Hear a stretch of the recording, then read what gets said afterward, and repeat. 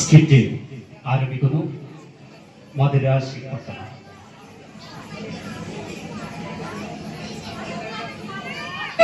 എന്റെ സ്വപ്നത്തെ താമര പൊയ്കൈ വന്നിറങ്ങിയ രൂപവതി നീലത്താമര മിഴികൾ തുറന്നു നിന്നെ നോക്കി നിന്നു ചൈത്രം നിന്റെ നീരാട്ടു കണ്ടു നിന്നു. എന്റെ സ്വപ്നത്തെ താമര പൊയ്കൈ വന്നിറങ്ങിയ രൂപവതി നീലത്താമര മിഴികൾ തുറന്നു നിന്നെ നോക്കി നിന്നു ചൈത്രം നിന്റെ നീരാട്ടു കണ്ടു നിന്നു.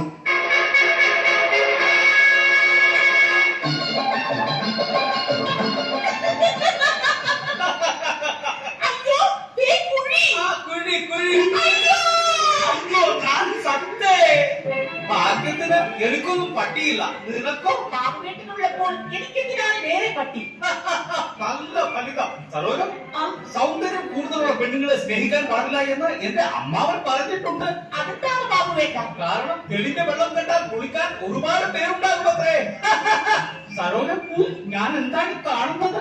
സോറി. അതിന് നീ തെറ്റൊന്നും ചെയ്തില്ലല്ലോ, പിന്നെന്തിനാണ് സോറി പറയുന്നത്? സോറി പറഞ്ഞതല്ല ഞാൻ, പിന്നെ ചൊറി എന്ന് പറഞ്ഞതാണ്. എന്നാൽ ഞാനൊന്ന് കാണട്ടെ. ഈ നോക്ക്, പണ്ട് സ്കൂളിൽ പഠിക്കുന്ന സമയത്ത് വന്നതാണ് ഈ ചൊറി. എന്നാലും ഞാനൊന്ന് കണ്ടോട്ടെ. ഇവിടം വരെയും അത് പടർന്നു പോയി. കുറച്ചും കൂടി കാണട്ടെ. നോക്ക്, സ്വല്പം കൂടി കാണട്ടെ. ഇവിടെ എത്തിയപ്പോഴേക്കും എന്റെ ചൊറി അങ്ങ് തീർന്നു. സോറിക്ക് തീരാൻ കണ്ട ഒരു സ്ഥലം. പാപ്പുവേട്ടൻ ഇത്രയും നാളും എവിടെയായിരുന്നു? ഇങ്ങോട്ട് കാണാനേ ഇല്ലായിരുന്നല്ലോ. ഞാനങ്ങ് ചെക്കോസ്ലോവാക്യയിലായിരുന്നു. അല്ല എങ്കിൽ ചെക്കോസ്ലോവാക്യയുടെ സ്പെല്ലിംഗ് ഒന്ന് പറയൂ. ഞാനങ്ങ് ഗോവയിലായിരുന്നു. മിണ്ടില്ല. പിണങ്ങല്ലേ സരോജം? മനസ്സമ്മതം തന്നാട്ടെ മധുരം കിള്ളി തന്നാട്ടെ മലപ്പതിനേഴുകാരി കേളുമുകാരി കേളുമുകാരി. മനസ്സമ്മതം തന്നാട്ടെ മധുരം കിള്ളി തന്നാട്ടെ മധുരപ്പതിനേഴുകാരി കേളുമുകാരി കേളുമുകാരി. മനസ്സമ്മതം തന്നാട്ടെ മധുരം കിള്ളി തന്നാട്ടെ മനസ്സിന്റെ കന്തലിനെ വിരുന്നുകര വിരുന്നുകര. മനസ്സമ്മതം തന്നാട്ടെ മധുരം കിള്ളി തന്നാട്ടെ മനസ്സിന്റെ കന്തലിനെ വിരുന്നുകര വിരുന്നുകര. അയ്യോ, എന്തു പറ്റി? എന്റെ കാല് വീണ്ടും വേദനിക്കുന്നു പാപ്പുവേട്ട. ഈശ്വര, അത് സൊറി മോളോട്ട് കയറിയതായിരിക്കണേ. പാപ്പുവേട്ട, എന്റെ കാല് വല്ലാതെ വേദനിക്കുന്നു. എന്തോ കടിച്ചെന്ന് തോന്നുന്നു. അതുപോലെ പാമ്പോ മറ്റോ ആയിരിക്കും. അയ്യോ, എനിക്ക് നന്നായിട്ട് വേദനിക്കുന്നേ. അയ്യോ സരോജിനി കുഞ്ഞെന്താ കരയുന്നത്? സത്യം പറയടാ, എന്റെ മുതലാളിയുടെ കുഞ്ഞിനെ നീ എന്താ ചെയ്തത്? ഞാനൊന്നും ചെയ്തില്ല. അപ്പൊ പിന്നെ കുഞ്ഞെന്തിനാണ് മോങ്ങത്? അതെ, എന്റെ കാലിൽ എന്തോ കടിച്ചു ചന്ദ്രശേഖര മാരാരെ. ഈ ബാബുവേട്ടൻ പറയുന്നു അത് പാമ്പ് കടിച്ചതാണ്. മാരാരൻ എന്ന് പറയും ഇതെന്തിന്റെ കടിയാണ്. അത് തന്നെയാണ് എനിക്കും ചോദിക്കാനുള്ളത്. മാരാരെ, എന്റെ കാല് വല്ലാതെ വേദനിക്കുന്നു. ഞാൻ പറഞ്ഞില്ലേ പാമ്പ് കടിച്ചതാണെന്ന്? കടിച്ച പാമ്പിനെ വരുത്തി വിഷമിറക്കിക്കുന്ന ഒരാളും. ആരാണത്? എന്റെ അച്ഛൻ. എങ്കിൽ അച്ഛനെ വിളിക്കും. അച്ഛൻ പാമ്പ് കടിയേറ്റ് സത്തുപോയില്ലേ? അങ്ങനെയെങ്കിൽ കടിച്ച പാമ്പിനെ വിളിച്ചു വരുത്തി വിഷമിറക്കി കൂടായിരുന്നോ? അങ്ങനെ വിളിച്ചു വരുത്തിയപ്പോഴല്ലേ സത്തുപോയത്? അതെങ്ങനെ? അച്ഛനെ കൊത്തിയതൊരു നീർക്കോലി, വിളിച്ചു വരുത്തിയതോ ഒരു രാജവെമ്പാലയെ. പിന്നെ എങ്ങനെ സാകാതിരിക്കും? ബാബുവേട്ട, ഇത് പാമ്പ് കടിച്ചതല്ല, കുപ്പിച്ചില് തറച്ച് കയറിയതാണ്. എന്തായാലും നിങ്ങളുടെ ചുറ്റിക്കളി ഞാൻ മുതലാളിയോട് പറയാൻ പോവുകയാണ്. ചന്ദ്രശേഖര മാരാരെ, ചതിക്കില്ലേ? ഇല്ല, ഞാൻ പറയും. നിന്റെ ചോറിന് നന്ദി കാണിക്കുന്നവരാണ് ഈ മാര. മിസ്റ്റർ മാര, ഇത് പറയാതിരുന്നാൽ അങ്ങ് ബാംബെയിൽ താങ്കൾക്ക് ഞാൻ ജോലി തരപ്പെടുത്തി തരുന്നുണ്ട്. ഓഹോ, നിനക്കെന്താ ജോലി? എനിക്ക് ജോലിയൊന്നുമില്ല. എന്നാൽ ആ ജോലി നീ വാങ്ങിയെടുത്തു. ഞാൻ പോയി എന്റെ ജോലി ചെയ്യട്ടെ. എന്ത് ജോലി? പാറ വെക്കണം. അമ്മേ സരോജൻ, അതാരാ? മാരാര. മാരാരാരാ? കാലിസ്റ്റൻ.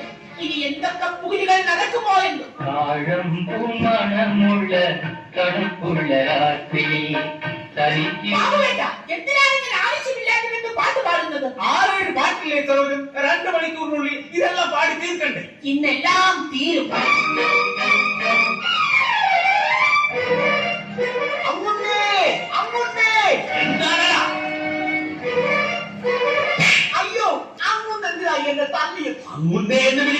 നിനക്ക് നല്ല ശബ്ദം. രഹസ്യം പറയുമ്പോൾ എന്താ ശബ്ദമില്ലാത്തത്? നമ്മുടെ സരോജിനി കുഞ്ഞ് പിഴച്ചു പോയി മുതലാളി.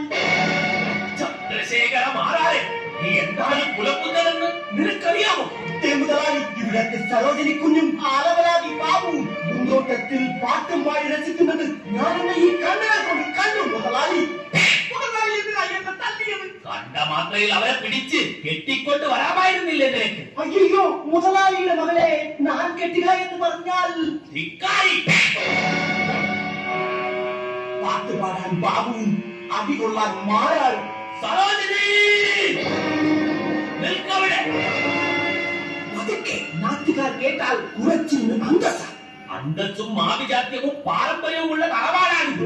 നിന്നെ പ്രസവിച്ച് എന്റെ കൈകളിൽ ഏൽപ്പിച്ചിട്ട് കളവക്കാരൻ സുകുമാരന്റെ കുഞ്ഞാണിന് നിങ്ങൾ ഇതിനെ വളർത്തണമെന്ന് പറഞ്ഞ് എന്നേക്കുമായി നിന്റെ അമ്മ എന്നെ വിട്ട് തെക്കും ഭാഗത്തെ തെങ്ങിൻതൊപ്പിൽ കിഴക്കാൻ വന്ന വാസുവിനോടൊപ്പം ഒളിച്ചോടിയപ്പോഴും ഈ തറവാടിന്റെ അന്തസ്സ് ഒരു പടി ഉയർന്നിട്ടേ ഉള്ളൂ. അറിയാമോ സരോജം? അച്ഛാ, ആ ബാബുവിനെ മാത്രമേ കിട്ടിയുള്ളൂ നിനക്ക് പ്രേമിക്കാൻ. അച്ഛൻ ഈ ഒരക്ഷരം ബാബുവിനെ കുറിച്ച് വിട്ടുപോകരുത്. എനിക്കൊരു ജീവിതമുണ്ടെങ്കിൽ അത് ബാബുവേട്ടനോടൊപ്പം മാത്രമായിരിക്കും. സരോജം, മോൾക്കൊരു കാര്യമറിയാം. എനിക്കറിയാം. അറിയാമെങ്കിൽ പിന്നെ ഞാനെന്തിനു പറയണം? നാശം ഈ തറവാട്ടിൽ തന്നെ വന്ന് ജനിച്ചു പോയല്ലോ ഭഗവാനെ. അപ്പോൾ കാര്യങ്ങൾ ഇതുവരെയായല്ലേ? ഇനി എന്ത് വേണമെന്ന് ഞാൻ തീരുമാനിക്കും. ജനാർദ്ദനക്കുറിപ്പേ. അയ്യോ, അങ്ങുന്നേ അത് വേണോ? വേണം. അതിനു വേണ്ടിയാണ് ഞാൻ നാലാളുടെ ചോറ് കൊടുത്ത് അവനെ തീറ്റിപ്പോറ്റി വളർത്തുന്നത്. ജനാർദ്ദനക്കുറിപ്പ് ഇവിടെ വന്നാൽ ഇവിടെ ഒരു ശവം വീഴും മുതലാളി. വീഴണം, അതെനിക്ക് കാണണം. ജനാർദ്ദനക്കുറിപ്പേ.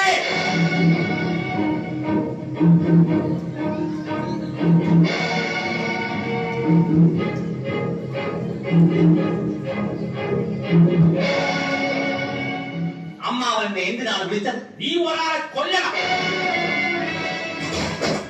ഞാൻ അപ്പഴേ പറഞ്ഞില്ലേ ഒരു ശവം വീഴുമെന്ന്.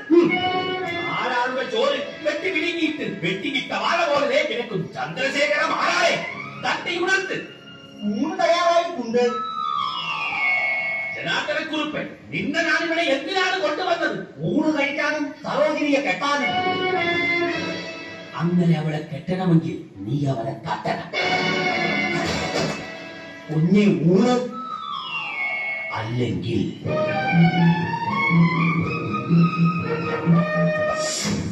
6 മാസങ്ങൾക്ക് ശേഷം മഴയുള്ള ഒരു രാത്രി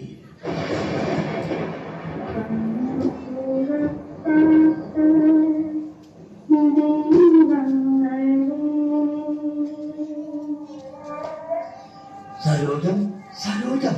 അയ്യോ, ബാബുവേട്ടന്റെ ശബ്ദമാണ്. നിങ്ങളോടൊപ്പം എന്റെ ബാബുവേട്ടൻ വന്നിട്ടുണ്ടോ? ഞാനാണ് സരോജം, നിന്റെ ബാബുവേട്ടൻ. അല്ല, എന്റെ ബാബുവേട്ടന്റെ മുഖം ഇങ്ങനെയല്ല. എങ്കിൽ ഇങ്ങോട്ട് നോക്കൂ സരോജം. അയ്യോ, എന്റെ ബാബുവേട്ടൻ. ബാബുവേട്ടൻ. സരോജം, മുല്ലപ്പും പല്ലിലോ കൂട്ടിക്കവിളിലോ അല്ലിമലമേലോ ഞാൻ മയങ്ങി.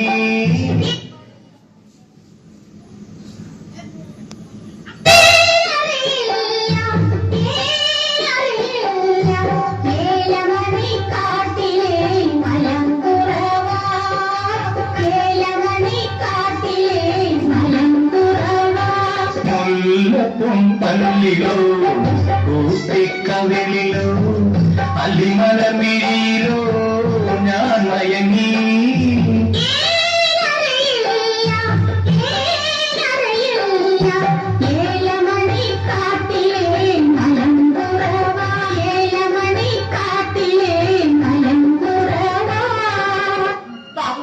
ബാബുവേട്ടൻ ഇങ്ങോട്ട് കയറി വരുന്നത് ആരെങ്കിലും കണ്ടോ? എല്ലാവരും കണ്ടു. പക്ഷേ ഇതിവിടെ ഒട്ടിച്ചിരുന്നത് കൊണ്ട് ആരും എന്നെ തിരിച്ചറിഞ്ഞില്ല. അയ്യോ, എന്റെ ബാബുവേട്ടൻ എവിടെ? ഇവിടെ നിന്ന് എന്റെ ബാബുവേട്ടനെ നിങ്ങൾ കണ്ടോ? ഞാനാണ് സരോജം, നിന്റെ ബാബുവേട്ടൻ. ഈ ബാബുവേട്ടന്റെ ഒരു ആൾമാറാട്ടം. പറയും ബാബുവേട്ട, ഇത്രയും കാലം നിങ്ങൾ എവിടെയായിരുന്നു? നിന്റെ അച്ഛന്റെ നിർദ്ദേശപ്രകാരം ചന്ദ്രശേഖര മാരാരും ആ ജനാർദ്ദനക്കുറിപ്പും കൂടി എന്നെ മദ്രാശി പട്ടണത്തിലേക്ക് നാട് കടത്തി സരോജം, നാട് കടത്തി. സരോജം! അയ്യോ ബാബുവേട്ട, അച്ഛനും കുറെ കുട്ടികളും. വാ സരോജം, നമുക്ക് ഇങ്ങോട്ടോടാം. വേണ്ട ബാബുവേട്ട, അവിടെ അച്ഛന്റെ 2 കുട്ടികൾ. എന്താ നമുക്ക് ഇങ്ങോട്ടോടാം? അയ്യോ, അവിടെയും അച്ഛന്റെ കുട്ടികൾ. എങ്കിൽ നമുക്ക് ഇങ്ങോട്ട് ഓടിയാലോ? വേണ്ട ബാബുവേട്ട, അവിടെയുമുണ്ട് അച്ഛന്റെ ഗുണ്ടകൾ. എന്നാൽ പിന്നെ ഗുണ്ടകളില്ലാത്ത ഇവിടെ തന്നെ നമുക്ക് നിൽക്കാം സരോജം. ശരി ബാബുവേട്ട. സത്യം പറയണം സരോജം, നിന്റെ അച്ഛന് മൊത്തം എത്ര ഗുണ്ടകളുണ്ട്? 3 2 5 ഗുണ്ടകൾ. നമ്മൾ ഒരുമിച്ച് ജീവിക്കാൻ അച്ഛനും ഗുണ്ടകളും സമ്മതിക്കില്ല ബാബുവേട്ട. എന്റെ ബാബുവേട്ട, എന്താ സരോജം? ഞാനൊരു സത്യം പറയട്ടെ ബാബുവേട്ട. പറയൂ സരോജം. ഇന്നെങ്കിലും എന്റെ ബാബുവേട്ടൻ വന്നില്ലായിരുന്നെങ്കിൽ ഇരുന്നെങ്കിൽ ഈ കലത്തിലിരിക്കുന്ന വിഷച്ചോറ് കഴിച്ച് എന്നേക്കുമായി ഞാൻ ആത്മഹത്യ ചെയ്യുമായിരുന്നു ബാബുവേട്ട. ജൽപ്പനം നിർത്തൂ സരോജം. എന്തായാലും നമ്മൾ ഒരുമിച്ച് ജീവിക്കാൻ അച്ഛനും കുട്ടികളും സമ്മതിക്കില്ല ബാബുവേട്ട. അതുകൊണ്ട് ഈ പാത്രത്തിൽ ഇരിക്കുന്ന വിഷച്ചോറ് കഴിച്ച് കുട്ടകളില്ലാത്ത മറ്റൊരു ലോകത്തേക്ക് നമുക്ക് യാത്രയാവാം. നിന്ന് ചിണുങ്ങാതെ ഉരുള ഉരുട്ടി താ സരോജം. ഇതാ ആദ്യ ഉരുള ചേട്ടൻ തന്നെ കഴിക്ക്. രണ്ടാമത്തെ ഉരുളയും എന്റെ ചേട്ടൻ തന്നെ കഴിക്ക്. ഈശ്വര, നല്ലവർക്ക് പോലും ഈ ഗതി വരുത്തല്ലേ. ഇനി ഈ മൂന്നാമത്തെ ഉരുളയും മതി സരോജം, ചാകാറുള്ളതായി ഇനി ഈ ഉരുള ഞാൻ എന്റെ സരോജനിക്ക് തരുകയാണ്. അയ്യേ, എനിക്കൊന്നും വേണ്ട. കറിയില്ലാത്ത ചോറേ എനിക്ക് തീരെ ഇഷ്ടമല്ല. അതിന്റെ കൂടെ വിഷം കൂടെ ചേർത്താലേ ചത്തു പോകത്തേ ഉള്ളൂ. സരോജം, എന്റെ ജന്മം നീയെടുക്കണം, എന്റെ ജന്മം ഞാനെടുക്കണം.